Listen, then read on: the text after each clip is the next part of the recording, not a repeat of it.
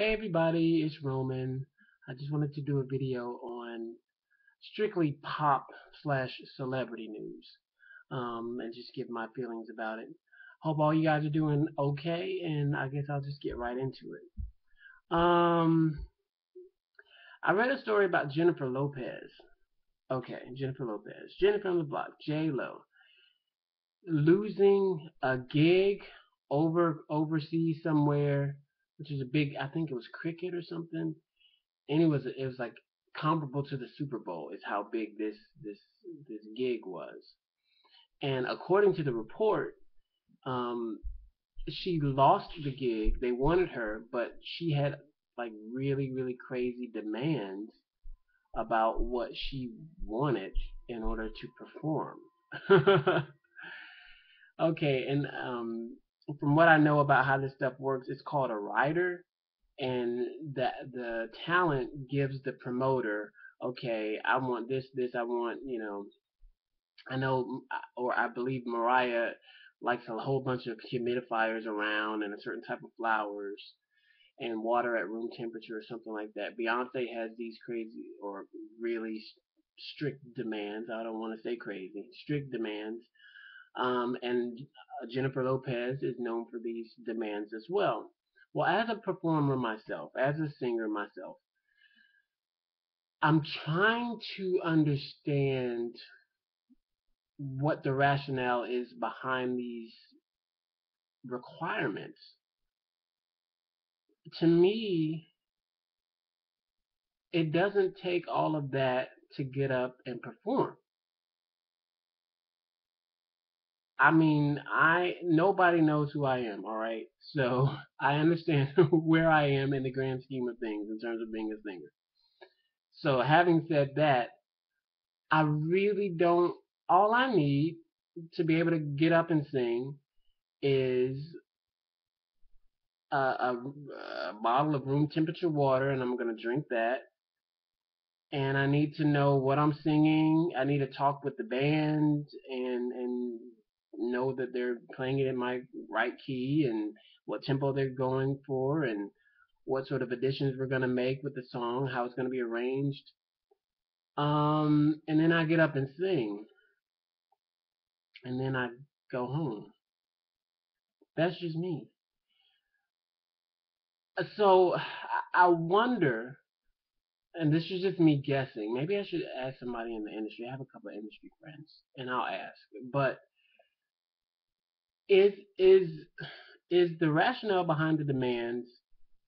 Um, the more I demand, the more I am perceived as being important. Is that it? The more I demand, and the more people meet my demands, the higher my value is as a celebrity, as a performer. Is that it?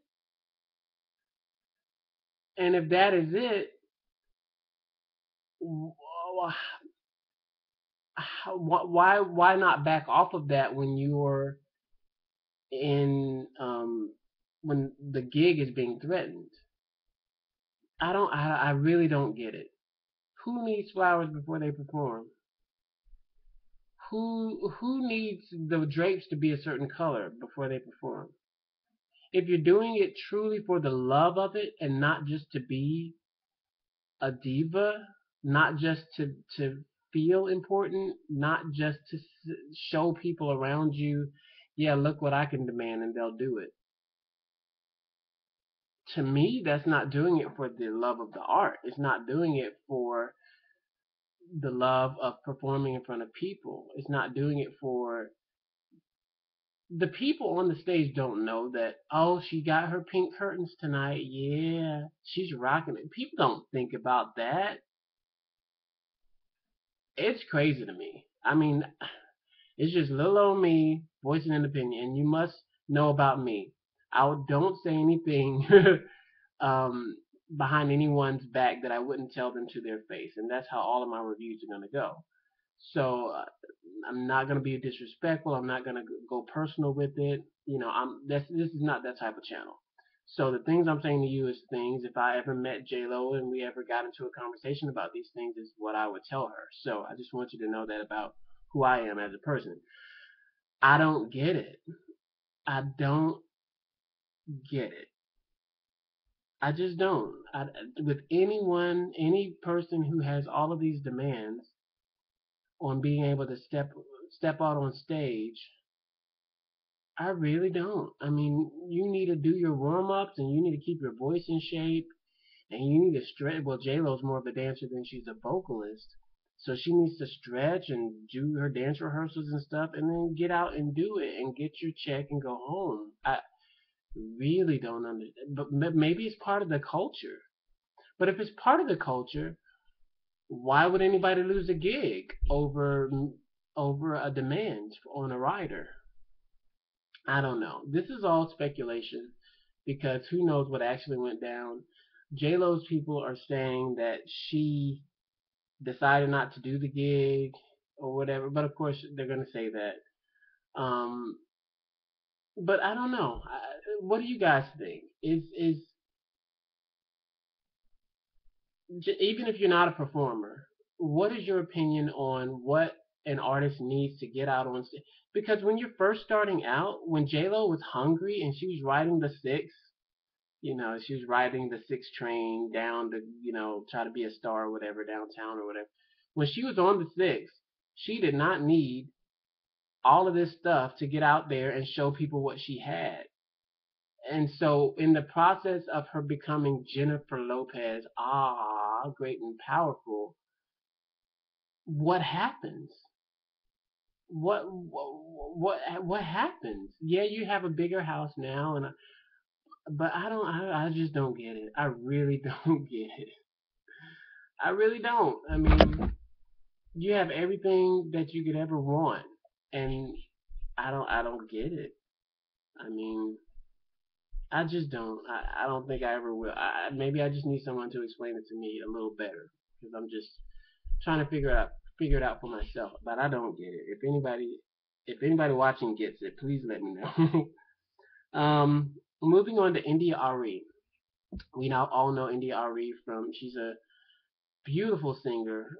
I love her voice. It's so effortless and it's so free and it's so consistent. Um, and it has such personality to it, and it has such depth in the tone of it. I love her voice and her songs and all of that. But she's under some controversy right now because she's one of on her newest single. The visual of her skin is a lot lighter than it is in real life, and people are sort of calling her out for it. And her reaction, her explanation for it is that it was lighting. It was not intentional. Something happened in the shoot, and it just happened to make my skin appear a lot lighter than it is, under normal circumstances. And I got to tell you, I did a video on here. You guys might want to go see it. My experience volunteering at the film festival a few weeks back, and from what I learned there, lighting has a lot. Lighting can make a person look 20 years younger. It can make a person look 20 years older. Lighting is so powerful. So I tend to believe her on that. That yeah, this is just a product of what was going on in the environment, and it just happened to cause that effect on my skin. It wasn't. She's one of the most Afrocentric. I own that I am a Coco Queen musical artist out there. I mean, she doesn't do the weave. She doesn't do the whitewashing of herself that some other artists do. She doesn't. I'm black in my skin, but in my hair I'm white. I'm blonde, and she doesn't do that. And I'm not passing judgment on people who do that. They wear whatever hairstyle they choose. But India Arie has never been about that ever. She's owned her natural beauty in every way possible. So I just don't think that now, all of a sudden, she's gonna say, "Make me a little lighter." I don't believe that. So I'm in your corner on that one, India Arie. Love you, and I can't wait to listen to the new single. I think one of my favorite songs of hers is called Purify Me. It's just beautiful. If you haven't heard it, look it up. It's beautiful. I think it was on some soundtrack. And it just takes me to a place, that song. So check it out if you haven't. Okay, Madonna's brother is back in the news, and apparently he's homeless and has been for years. And every now and then he'll say something that'll get picked up in the news about Madonna not caring for him or caring about him or whatever. And most recently, he said something to the effect of Madonna wouldn't care if I lived or died. And I don't know. We all have people in our family who, they're just going to be who they are. And maybe this brother is that person in their family. Like, no matter how people in the family try to pull them in and help them out, and they're always going to just do what they're going to do. You know, you cannot tell me that Madonna, who has just been, if you believe the reports, has just made billionaire status, you cannot tell me that she has not tried to help her brother out in some kind of way. You can't, I know, I just don't believe that. Do I believe that Madonna is like an Oprah type figure who's just like, here you go, I'm gonna give up, who's to say? But I don't believe that she's the type of person who's gonna just hold on to all her money and not try to help out her own flesh and blood. Maybe the history there was she tried to help him out in the past and it just was like throwing away money or something because he just ended up in the same place. I don't know.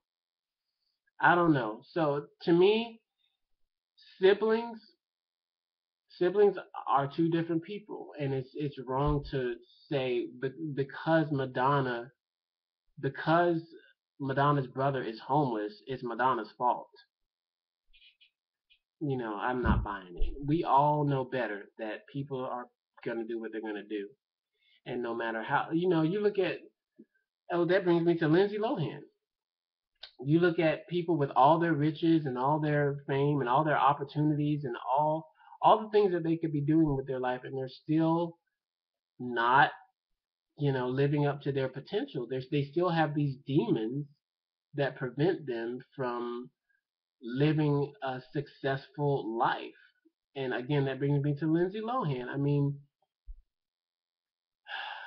I remember a time when in the news I was like, oh, I hope she gets, Lindsay, I hope she gets it together soon. La la la la.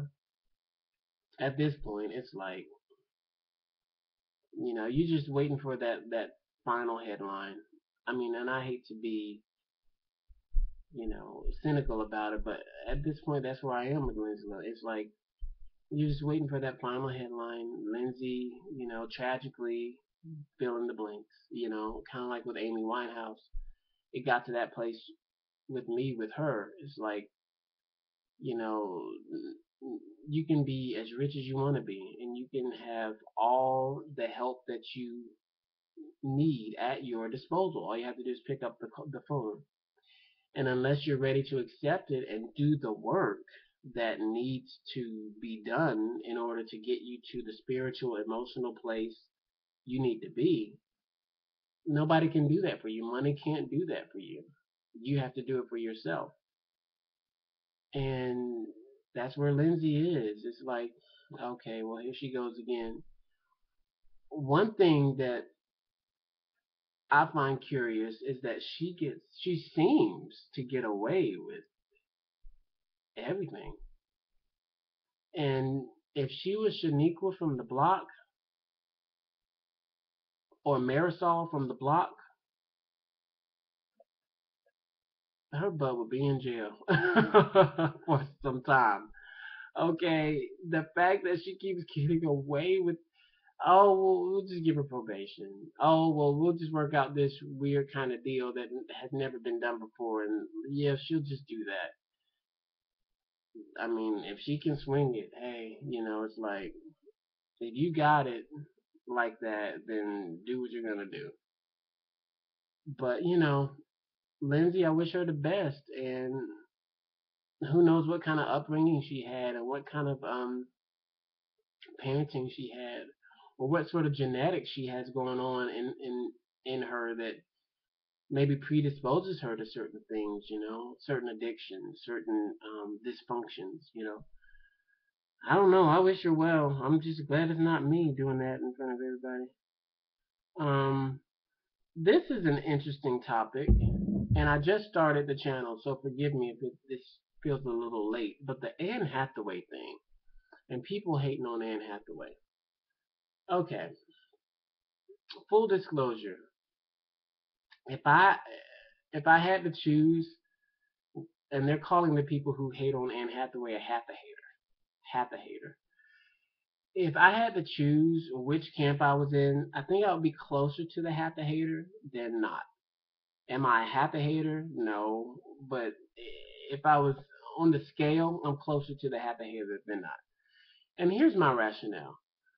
I loved Anne Hathaway for when I saw her in Brokeback Mountain. I thought her work in that was so underrated. Nobody was talking about her, but to see her age from this young, horny girl, having sex with Jake Gyllenhaal in the back seat, to being his wife, to being the new mother, to being middle aged and on the phone telling Heath Ledger about how Jake Gyllenhaal died.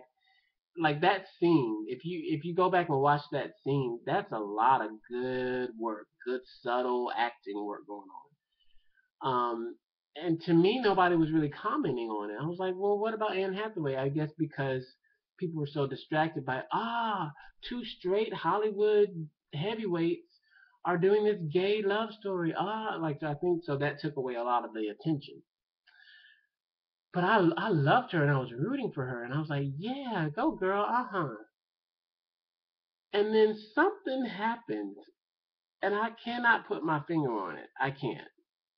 But by the time it got around to Les Mis, I wasn't hating her because listen, I don't know her to hate her. That's a strong word, hate. Um, but was I like, okay, we got it. You're gonna win the Oscar. Okay, we got it. It was kind of like that for me. Not that she didn't deserve it, but it was, and one of my professors was going on about it at school. One of my film professors, and she was saying, "I don't understand how people are hating on Anne Hathaway. I bet she's a lovely girl and blah blah blah blah blah."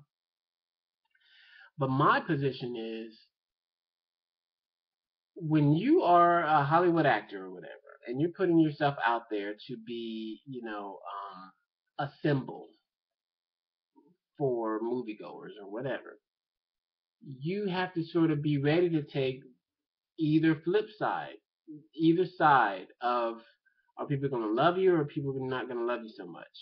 And Anne Hathaway had a long stretch of people loving her. People loved Anne Hathaway, right? And then somehow it turned, and I don't think, this is what I was telling my professor. She was like, "Can anybody give me a rationale? Like why? La la la la." And I told her, I don't think you can say exactly why. I think it's like a visceral thing. It's like a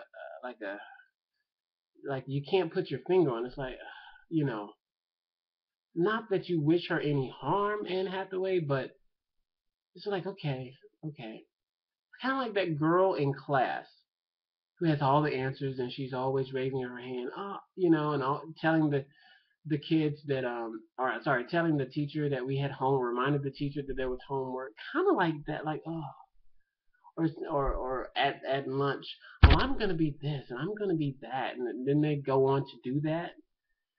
It's like, golly, like okay, and it's not, it's so like, even as I'm trying to explain possibly what it is, people's reaction, it sounds silly because it is silly. Because it's based, I tell you, it's based on an idea of a person.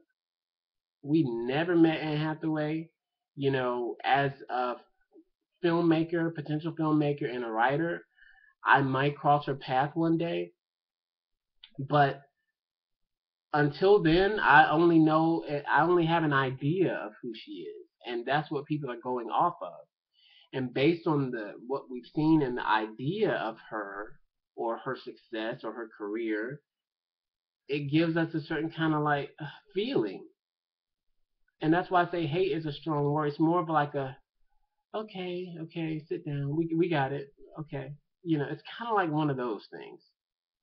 Um, her being a lock for the Oscar early on in the season, I think only added to that. It's like, okay, you're gonna win. You're gonna win all these. Okay, we got it. We got it. It's so it's so silly in a way, but I'm trying to pinpoint what it is, and I can't. And the only thing I can come up with is just a feeling.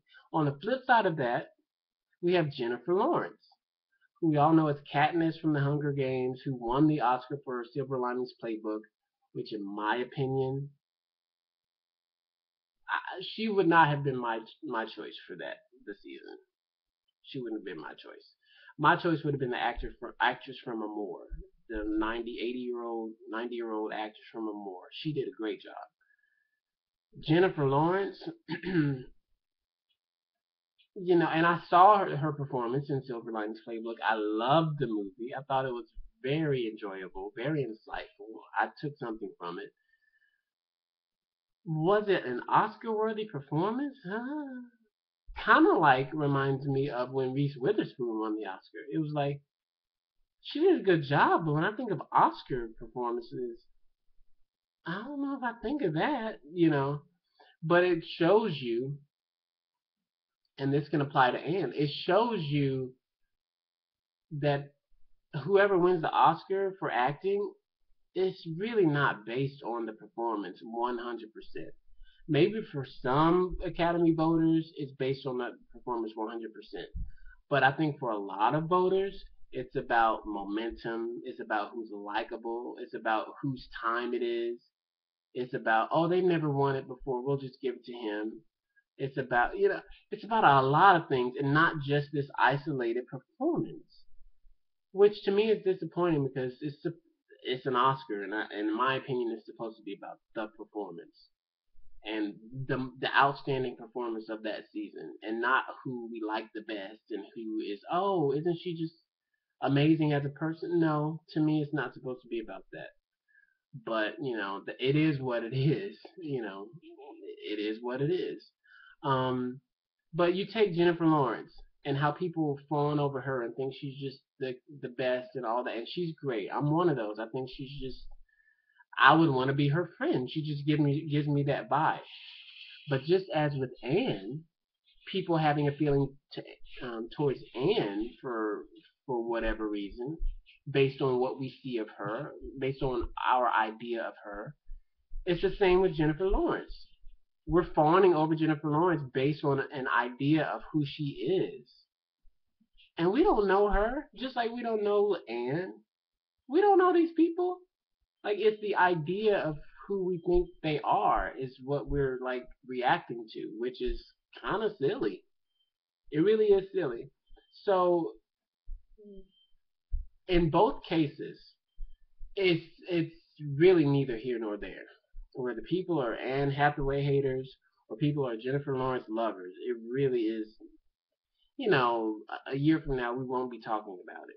It's sort of silly, but when you put yourself out there as a celebrity, as a public figure, that's what you're gonna get. You're gonna get the good with the bad. And will this be Anne Hathaway's legacy? Absolutely not. People like no. I think it will be a minor footnote if mentioned at all when it comes to the end of her career. Like people, because she's a very talented person, and I think we have not seen anything from her yet. She won for Les Mis, and I was not a fan of Les Mis, let me tell you. But I just wasn't a fan of the. It was too much for me. And if you want to know about it, let me know in the comments, and I'll do a review of Les Mis. But I just thought it was overrated. But although she did a great job in that film, I think it's only a piece of a bigger pie of what we've seen and that Anne Hathaway can do. I'm really looking forward to what she does. But right now, it's like, oh, okay, okay. And I don't know. That's just my little take on Anne Hathaway and people hating on her or whatever. American Idol and The Voice. Let's talk about that. Full disclosure: I auditioned for American Idol twice, and the first time, okay, if you don't know, the first audition is not in front of the judges that you see on TV. Okay, there are several steps that you must take to get to, well, who is the current judges? Mariah Carey, Keith Urban, Randy Jackson, and Nicki Minaj. So America might not know that, but when you go to audition for American Idol, the first audition is for one producer in one room. You go in maybe 10 people, 10 singers at a time, and you will all step forward and sing one by one. And they choose out of that crop of 10 or whatever who they would like to see again. And that next person goes on to another audition of producers. And then I believe there's a third audition process with the executive producers. And I think that's when they pull together the stories and they ask you about your life and, oh, my mama's dying. Oh, my cat died yesterday. Oh, I don't have a leg. Oh, my eyeball was poked out when I was 5. Oh, that's when they come up with all these sob stories that they like to show for TV. And then that final audit, after they go through all of that, is when they're on TV and they are able to sing for it. So now you know, if you didn't already, that the bad singers that you see, particularly on American Idol, The Voice doesn't do it. But the bad singers that you see on TV are there on purpose. They go through all of these steps in order to even be on TV. So just know, if you didn't know that, just know how that works. And it's a TV thing. It's for the ratings and people tune in for the bad auditions, so it's working for them. So whatever.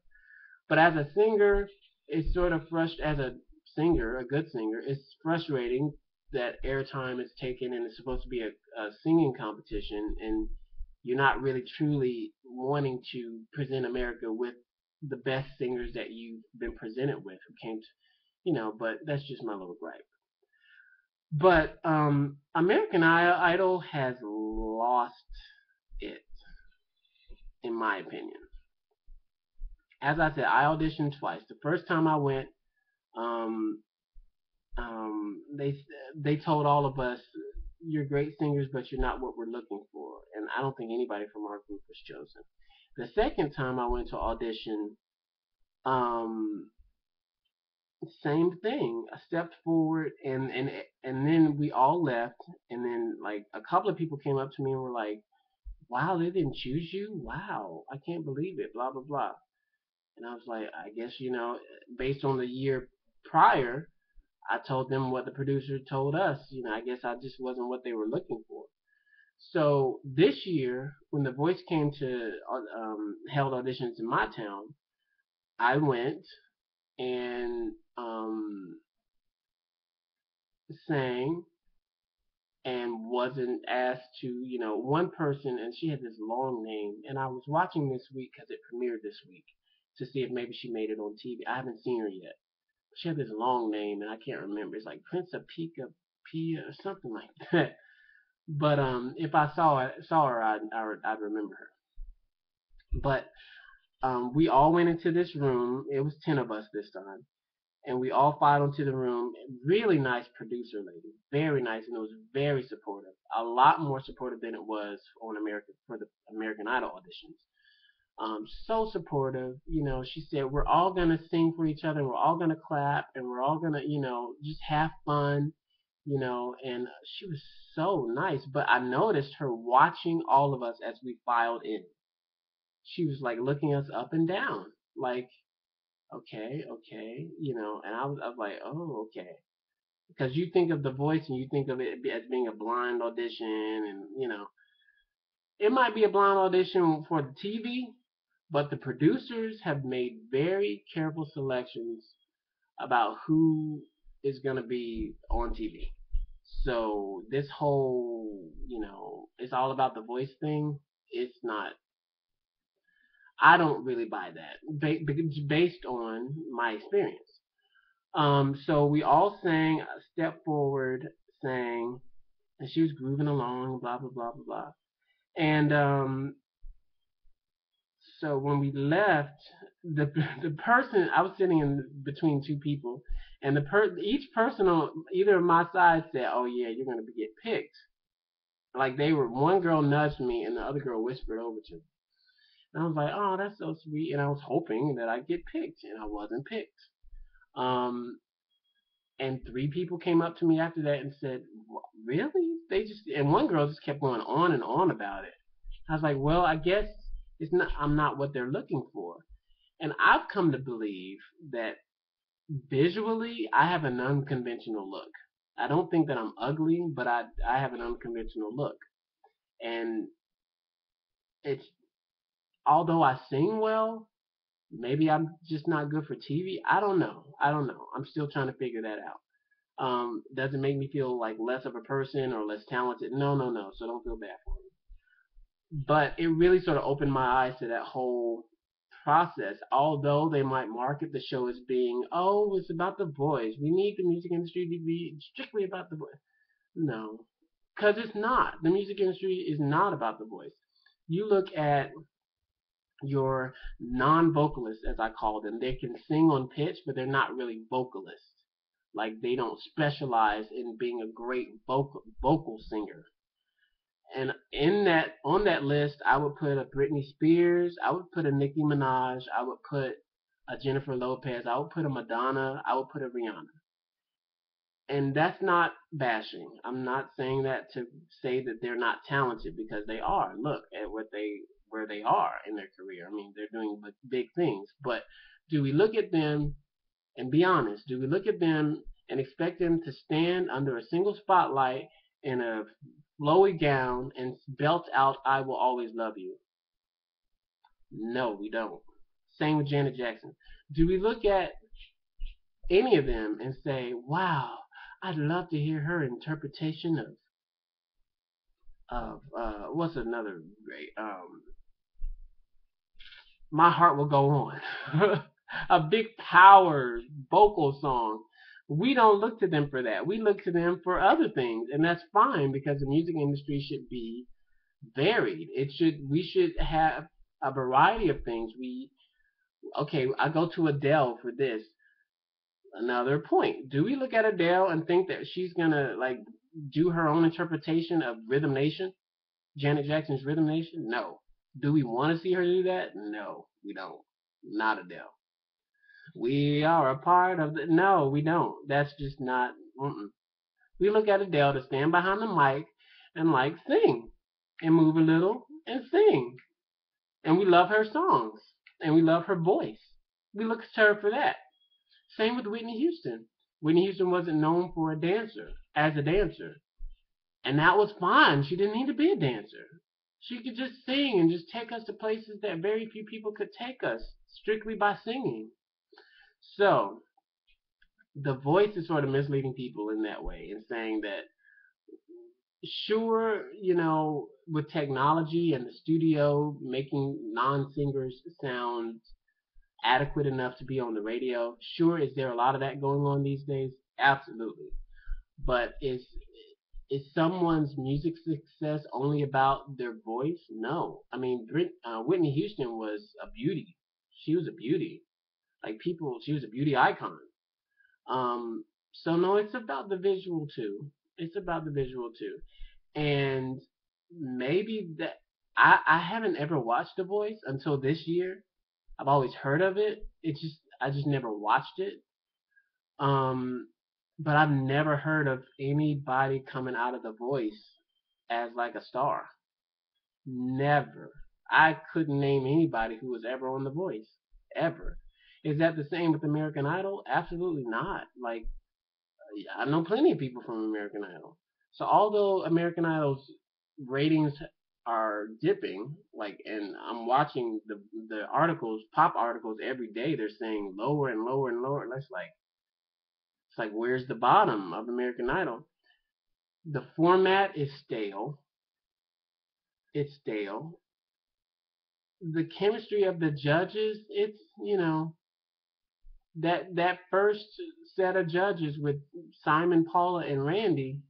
I mean, even as I say it now, it's like, oh, it's like, oh yeah. There was something about that mashup of people, even though Paula Abdul is not a vocalist. It's like everybody I name is going to be thrown into that list. There's something about that hodgepodge of personalities that really, really works. You know, that was, but for some reason, American Idol just cannot seem to capture people's attention like it did. Do you remember when American Idol was like appointment television?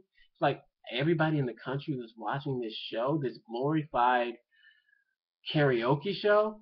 Basically, that's how it started out as. Like it was basically they didn't have a live orchestra or a band behind them, and it was just like they were just playing tracks and people were singing. It was karaoke on TV, basically. And they did a great job of marketing, a great job of production, a great job of putting the judges on, and a great job of casting the contestants. You know, and then something happened. I don't know what happened. Maybe it's just not the new has worn off. Maybe it's as simple as that. The new has worn off with American Idol. And how they're going to get it back, I don't know. I have no idea. Maybe they need to go away for a little while and come back, but in TV to like do that, I don't think they do that. Just because they're like, all this money we would miss, and then there are not two competitions on TV, then people would go over to The Voice now and watch The Voice only, and then they'd never come back to American Idol. So I don't know what it is they're gonna do. Maybe they just need to overhaul their format somehow, some way. And I don't have any ideas. I haven't sat down and thought about it, but I don't have any ideas on the top of my head. But yeah, I I don't know what they're gonna do. But I'm not watching it. I'm not watching. They put this girl on there, and again, I'm watching it differently as a singer who has auditioned for this show, and not that I'm bitter because I'm not. I don't really think about it. But as a singer who sings, you see people like that girl that they put on who was, I don't even know her name, but she sounded like a, yelling this, and you're like, you put her in the top 20, and this is supposed to be the best singers in America. Like it's just like shenanigans like that. That's just like, man, really? I mean, how desperate? Really? How desperate for people to watch are you, American Idol producers? Really? Okay, you set aside very good singers. Somebody who could really sing should have been in that spot, and not just somebody who's just entertaining to watch. Who never had a chance of winning. The only people in the top 20 should have been people who had an absolute chance at winning the top. I think that's maybe where they're going wrong. Maybe I'm figuring out what it is they need to do. Maybe they need to have like this cutthroat, razor thin margin between of people who are just like one powerhouse vocalist after the other after the other. It's like, dang, who's gonna win this thing? But no, they seem to always have, even in their top 10, several super powerful vocalists, and then maybe one or two here and there who are just, you like their story, like the stuttering guy. I don't think he should be in the top 10. He's okay as a singer, but I think the fact that he stutters is what got him into the top 10. You know, I don't know, just my little 2 cents, but they have to do something. And The Voice, I tried watching You Voice, and after the whole turning around, it's just like, I don't know. Maybe I'll watch it again next week because I think the format changes. Yeah, the format changes where they have their teams now and they're gonna. But I don't know. I'll watch it and I'll give it a chance since it's my first time watching it and see where it goes. But I'm not really excited because how many seasons of The Voice? It's like the third season. And again, I couldn't name you if my life depended on it. Somebody who's won The Voice. I couldn't. And you're supposed to be making stars out of these people. You're not, because I don't know who they are. So yeah, that's my little 2 cents. Um, iPhone is in the news. Apple with their iPhone. This is the last thing I'll talk about. Um, I'm someone who is a loyal iPhone person. I mean, you see here, this is my iPhone 3GS, and I loved it when I got it. It was like the top of the line when I got it. It was like people were other competitors were like, "Oh my gosh, how could we ever compete with the iPhone?" It was like it when I got it. I mean, and it doesn't have a front facing camera. Let me see if I can. It doesn't have a front facing camera. It doesn't have a flash. So this was like really early on 3GS, right? And I was like, yeah, yeah, yeah. So held on for it for 2 years, and then after the 2 years was up, I was ready to upgrade, and I was like looking at the what the next iPhone was going to be. And I have two friends who are my two closest friends are avid Android users, so they're always like, you're not getting as much as you could be getting by having an Apple.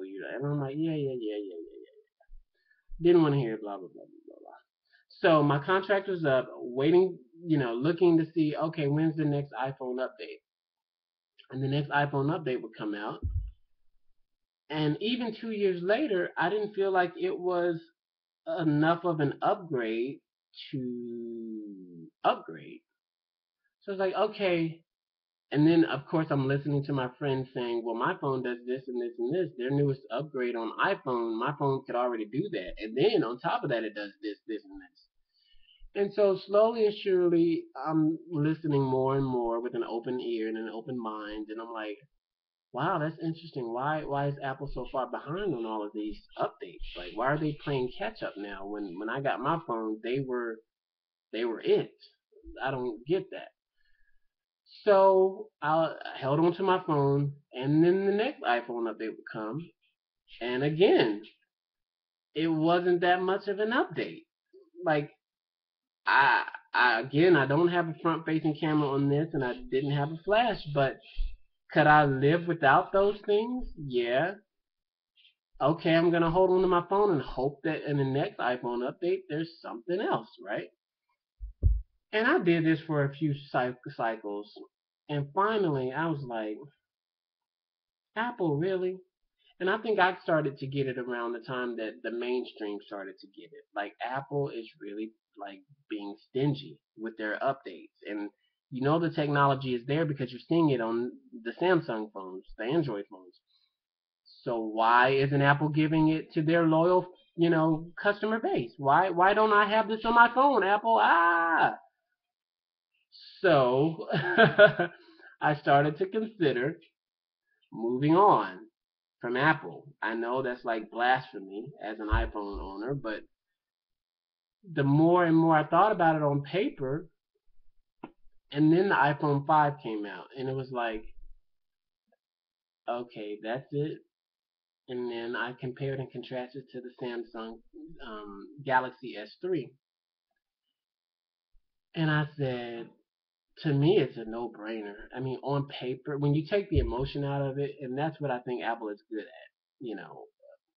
really playing up to people's emotions and making them feel like they have the best and feel like they need the phone, and it's like emotion based. But when you take the emotion out of it and only look at it logically, you're like, okay, it's like apples and oranges. Apple, you're behind. You're behind, Apple. So I finally bit the bullet and I upgraded to the Samsung S3. And you should have seen me the first several weeks, couple of weeks probably. I was like, why? What is this? Like, on my iPhone, I could do this, this, and this, and then I find a way to do it on here, and I'm like, okay.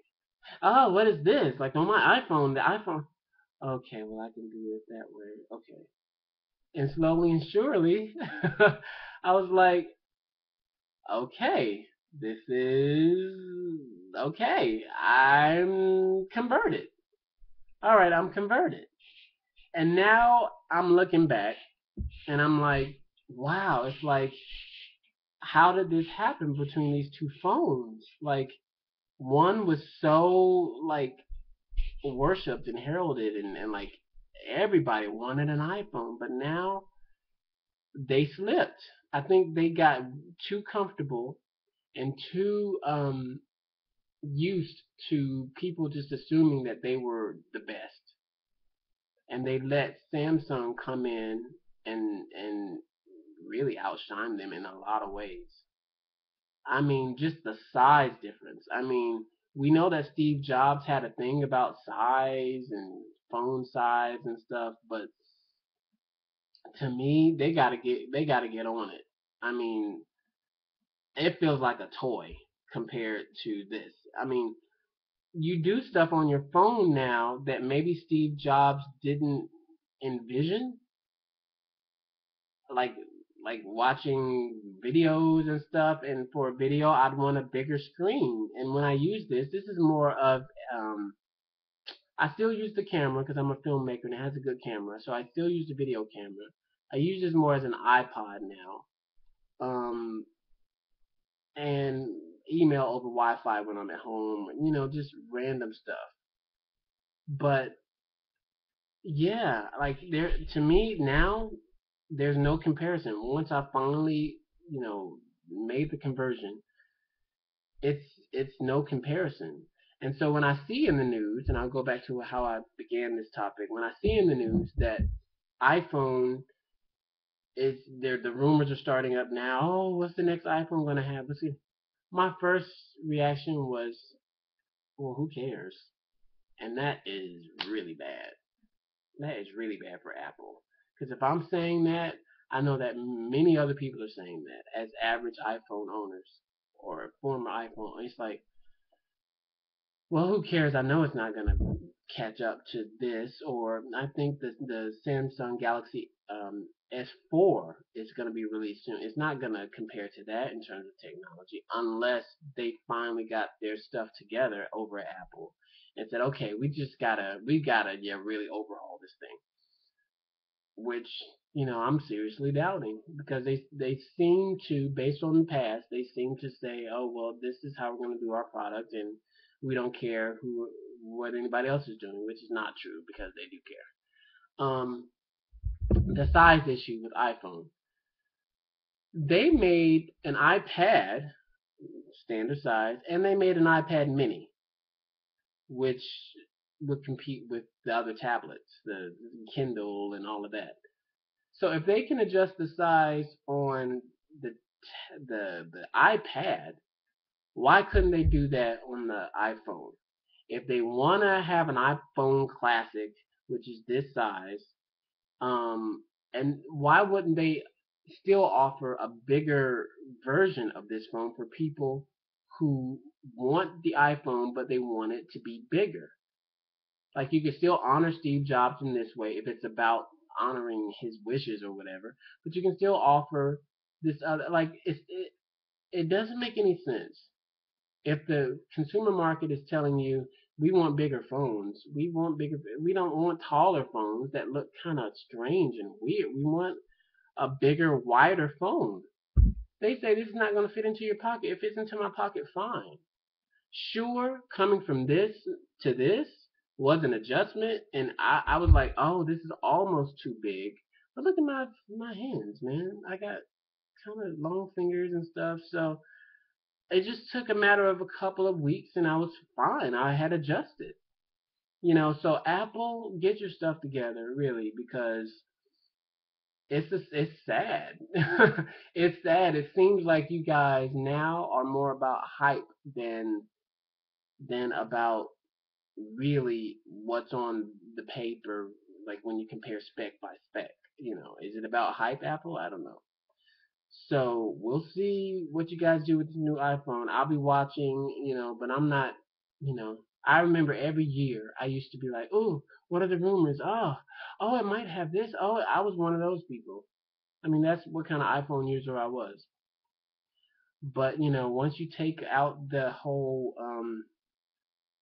like I say, the emotion out of it, it's a whole nother thing.